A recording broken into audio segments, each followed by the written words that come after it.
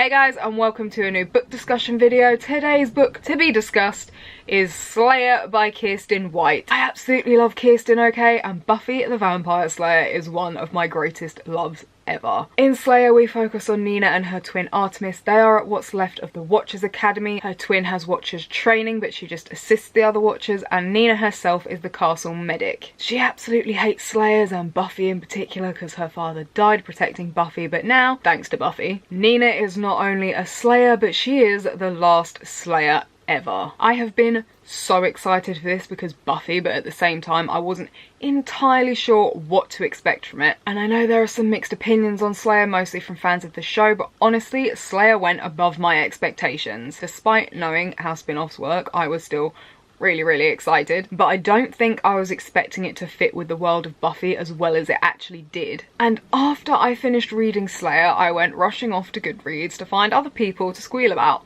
with this book, and now I kind of feel like the odd one out for liking this book so much. In my opinion, this book fits in so smoothly with the Buffyverse, and it's such a great addition or continuation or whatever you want to call it. Kiersten absolutely nailed the vibe and the tone with the humour, but also the darker themes and the struggles with making hard choices that comes with being a Slayer and now having this power and this responsibility and the occasional duty to save the world. We have so much that we love from the show. We have the family drama with Nina and her sister and her mother. We've got the demons and the vampires. We've got the laughs and the humour, although I would say it's not quite as campy as the show could be known to be. And we have the pop culture references that make me snort laugh. And like I said, we've got the struggles with morality and various other things, but twisted to suit Nina and her particular situation. And we also have some diversity this time round, and we've got plenty of representation on the LGBTQ front as well. Genuinely, I completely loved this book and I whizzed through it. I had so many theories, and when it came to its brilliant and dramatic conclusion, I had this feeling like when you watch a season finale. You know, most things are wrapped up, all's well that ends well, even if I was sad at a certain thing at the end. But then the last few pages happened and I could see it playing out and then fading to black and the closing theme playing, leaving you to scream at the black screen because you thought it was all over and it was all good, mostly. But then the bomb drop hit you right at the end, and then you have to wait for the next season, or in this case, the next book. Sinister vibes? Check. Sense of foreboding? Check. Excited and anticipating the next book? Double check. I need the sequel like now, and I am so ready for this series to continue and to explore these characters even more.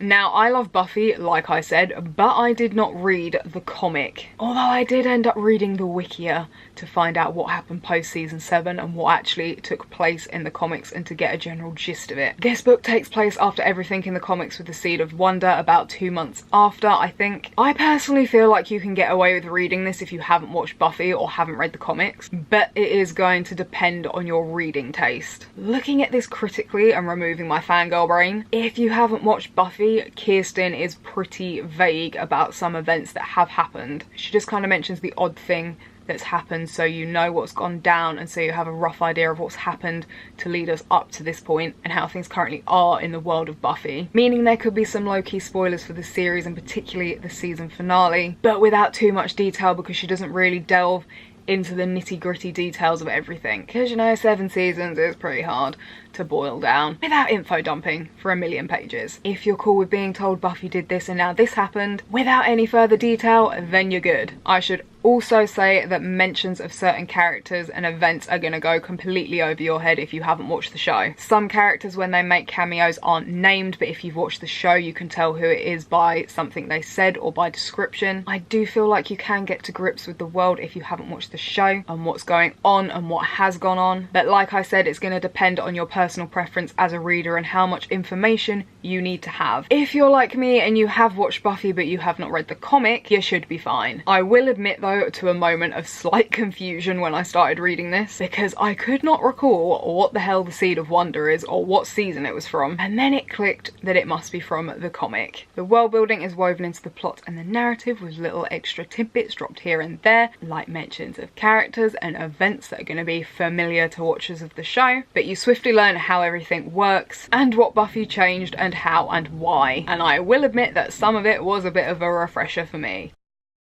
Nina is our main character, and what a narrative. I loved it. Her narrative for me was a little bit reminiscent of Buffy's snarky self. While we as watchers of the show saw Buffy's struggles and how she struggled with being a Slayer and the decisions and choices she had to make and everything she sacrificed and how she repeatedly sacrificed herself and her happiness to save the world, Nina doesn't know any of that. All Nina knows is that Buffy was the cause of her father's death. Because of Buffy, she is now a Slayer, dealing with all of this turmoil that comes because of that and all the problems it's caused. And she just knows Buffy as the Slayer that never does what she's told and just destroys everything she touches, and she completely hates her. As much as I was like, leave Buffy alone, I also got Nina's point of view. I know that one of the gripes that watchers of the show had with this book is all of the Buffy bashing, but I actually can't see that as a valid criticism, to be honest, because as much as I love Buffy, I can look at her from someone else's perspective. But Nina and her issues with Buffy actually turn into a really beautiful part of the book towards the end that actually had me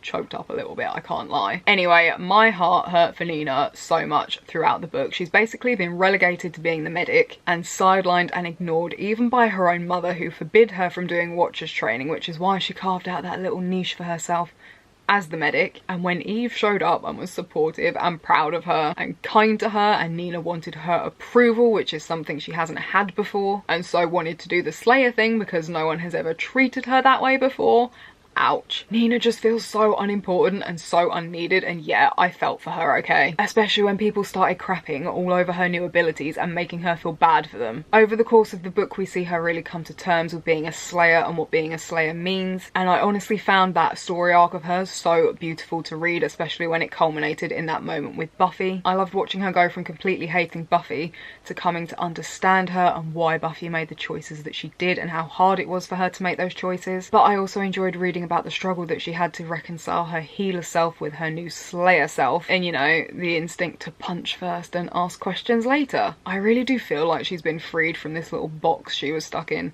by her mother, and she comes out from her sister's shadow and gets a chance to really kind of, you know, spread her wings. But it is not without its struggles, and I really did love reading her as a character. However, did kind of want to shake her a little bit when she just kind of, you know, go along with what someone else said. She'd be like, maybe I really am being like this, maybe it is because I really feel like this, sorry, insert character's name here. And I'd be like, no, stick to your guns, you're good. Leo. From the moment Nina mentioned their last awkward encounter, I could not wait to meet him. But there was an unexpected level to their relationship. She had a crush, they kinda used to be friends. Something happened and now she doesn't like him nor want to be friends with him again. And I wasn't actually expecting that kind of vehemence towards him from the start. He was kinda sweet though, he thought she was strong even when no one else did. And honestly, I had been expecting someone cocky, bit arrogant, and he is a badass. He can fight, obviously, because he had to pass the Watcher trials. But the focus on the book is Nina, so while Leo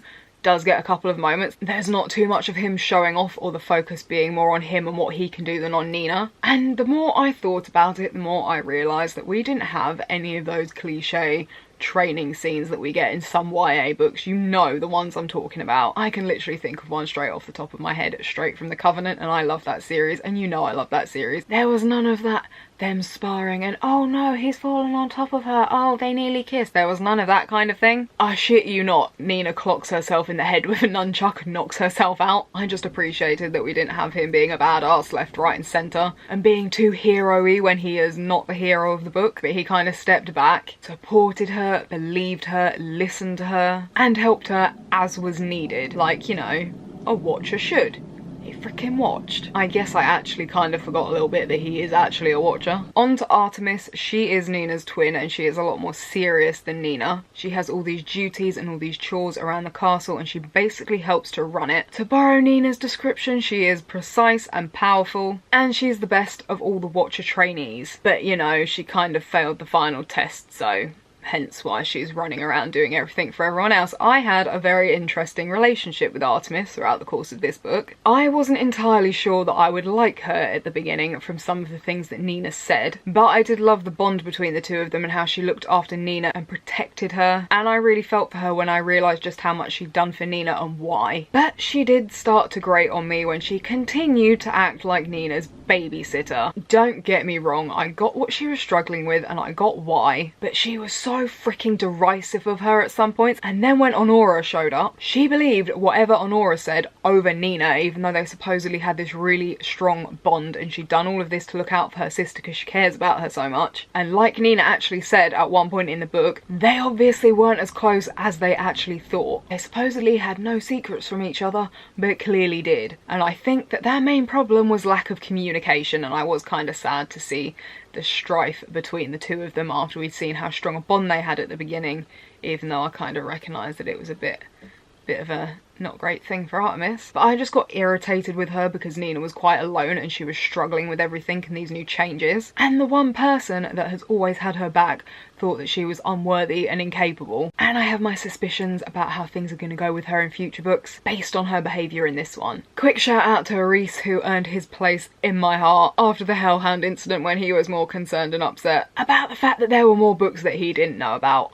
Mood. He kind of struck me as a bit like Giles. All about the research and the books, but a little bit sinister when needed. And I can't wait to see more of him and get to see him really in action. Cillian was another favourite for me. He is awesome, and at one point he is the only person that is there for Nina after she finds out that she is a Slayer. He was just there for her, and he was really the friend she needed at that point. I did lose it though when he was just standing there casually chatting to the demon that's tied up in his shed about the Eurovision Song Contest, and the fact that Australia being allowed to join was complete bollocks. I was like, what even is happening? And I just did not expect the Eurovision Song Contest to pop up and have such a strong presence multiple times throughout the book. I do feel like part of this book was essentially Nina establishing her version of the Scoobies in some of the other characters, and we do see them come together towards the end. But I was shouting so many times in this book for Nina to go to Reese or any one of the others for help more than once throughout the middle of the book, but she never did. But I completely lived for the time to save the world team up at the end of the book. Of course, the whole establishing the Scoobies thing isn't the main point of the book. There's the whole her establishing her powers and coming to terms with it and what she is now, ready for things to kick up a gear in the next book.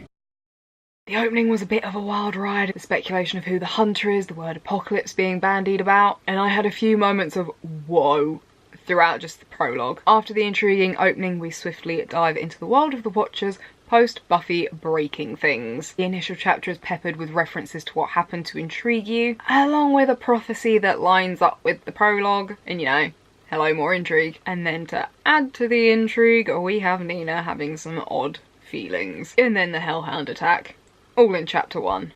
Never a dull moment. After that, we are swiftly getting to the truth. There is a demon thrown in. Slayer dreams provide some nice trips to the past, as well as helping Nina to understand what it is to be a Slayer a lot better. We have flashbacks to her own past, Nina coming to terms with her power and what it can do and how to use it, alongside various other things. My point is that while this may be a little bit slow to start, it builds up steadily and weaves in different plot threads before the explosive final 100 pages. As for those different threads and elements that I mentioned, obviously there is Nina and her power and getting used to it, struggling with being a Slayer, worried about losing who she is, which is a healer and a watcher, as well as deal with people's reactions to what she is now. Because you know, not all of them are positive. And like I keep saying, she has to come to terms with what it is to be a Slayer for her. We also have the romance with Leo, and don't worry, it is low-key. And it is mostly hinted that it is going to be a bigger thing at some point in the future. I just have to say, my God, did I cringe when we heard some of the poems that 13-year-old Nina had written about him that got read out loud. I genuinely had to put the book down and put my face in my hands because I could not handle the cringe. I just know, oh my God. Her feelings were so relatable, and I could see why she felt so humiliated. I think anyone would be. I just ship them so much, but she has to get over everything that happened in the past. I just love that he made her feel stronger and believed in her, and just silently had her back, like when she, you know, went to the demon fighting ring and forgot to bring weapons.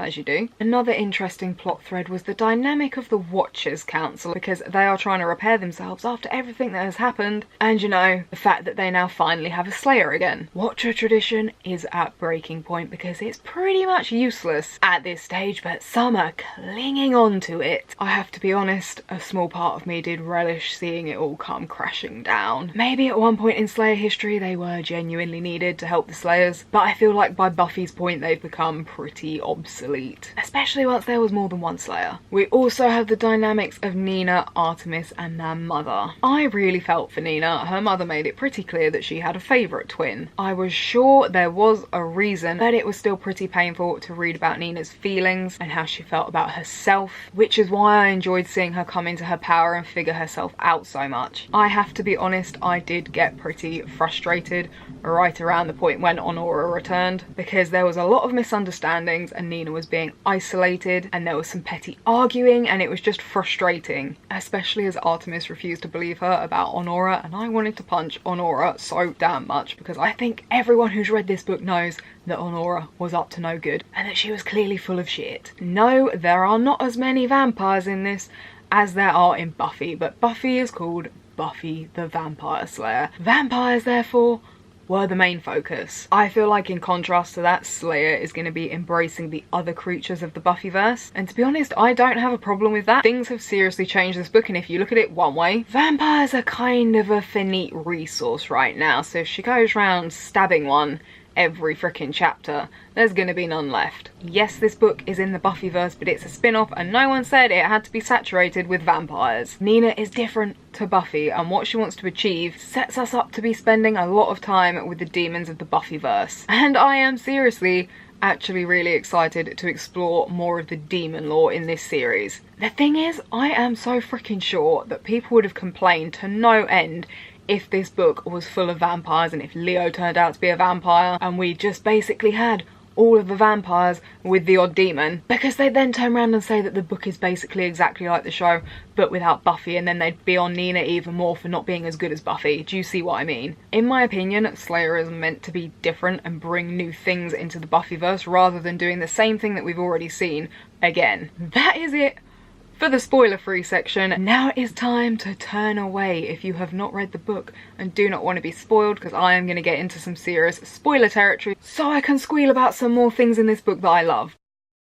The thing is, because I didn't read the comic and only skimmed the wiki to get the general gist, the whole Buffy got rid of magic thing kind of slipped my mind a little bit. But I do vaguely remember, and I could be wrong, that the comic had magic coming back, right? So are we going to be covering that in this series? Now, I didn't like Honora right from the start, as you might have been able to tell already. Honestly, even once some of her past was revealed, and as much as I did feel sorry for her, I still struggled to like her. I can just see her so clearly dragging Artemis down a dark path, and when I say dark path, I mean destroy the world kind of dark path. I am not the only person that thinks Artemis is that twin from the prophecy, right? I know Nina thinks it's her, but I think otherwise. Then we have Eve. I did register that these things had started to happen when she and Leo showed up, and then there was the way that Leo was acting. He's not exactly subtle, and every time Nina tried to figure out what the deal was, I was screaming that it was right in front of her. Also, I'd kind of figured that Eve was the hunter in the prologues. Like, I had one brief mad moment where I was like, oh shit, is it Buffy? Swiftly realised I was wrong, then started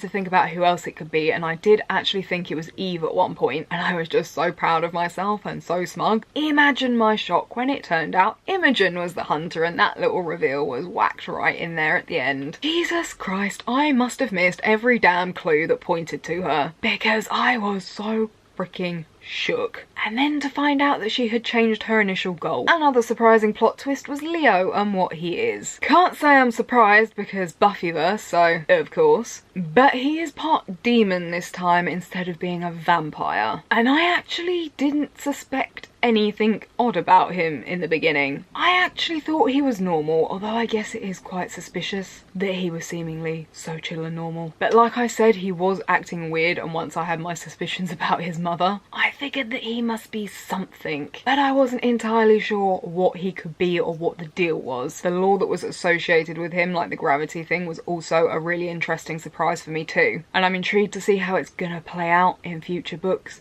considering he needs his mum to live because he can literally only feed from her. Speaking of Leo, while I'm glad that he's not dead and he returned her Slayer powers, yay, because you know, I knew he'd taken them, but then I was like, well, he's dead, so there goes the Slayer powers. Bye-bye Slayer powers. How did he get out of there without freeing the expanding demon? How is he gonna eat now? Where is he? Why is he not back at the castle? Why is he hiding? I have questions, okay? I have questions. I also need to discuss Nina finally talking to Buffy. Not only did Kirsten nail Buffy's character and voice, but wow, right in the feels. Buffy dead ass waits there in case any of the new Slayers need to talk to her or need her advice or need her help, and Nina finally does, and ouch. That scene was beautiful, but it was emotional. The heart to heart, I could not take it. I was literally so close to happy crying throughout that entire scene. I also really loved the ending for this, with the new generation of Watchers overthrowing all of the tradition, and I love that Nina has decided that she can be a healer and a slayer, and she's going to protect the vulnerable. We literally have a freaking castle for wayward slayers and demons, and I am so excited by the possibilities of it. More slayers to meet, more demons to meet, and of course we still have that pesky little prophecy. I was losing my damn mind at the beginning of this book, because we are 2 years after the first evil went after the Watchers Council, and then there was the moment I finally twigged who Nina and Artemis's dad was. Their dad was Merrick Jameson Smith. You know, Buffy's first ever Watcher. Imogen is Gwendolyn Post's daughter, if you remember good old Gwendolyn. For those of you who need a refresher, she was Faith's Watcher and a traitor. Nice to see it runs in the family. Reese is related to Sam Zabuto, and I'm assuming Sam is his dad, but he was Kendra's Watcher. And obviously Ruth is Reese's grandma. Kind of liked her, she was pretty chill, she just wants her books and her knitting, to be honest. Wanda, who I hated so much, is Wesley's aunt, and so Honora is his cousin, and I could not handle all of the name dropping. Gillian had me snickering when he found out about the Watchers and the Slayers, and he was asking why no one in the government took the initiative. Get it? Initiative? Just me that finds that funny, okay. I screeched when we saw Buffy for the first frickin' time, and I screeched even more when William the Bloody was mentioned, because I loved Spike, okay? Spike was my favourite because I was so stoked that he got to mention it slightly. I overshadowed Wesley's mention and my enthusiasm for Wesley, along with Angel.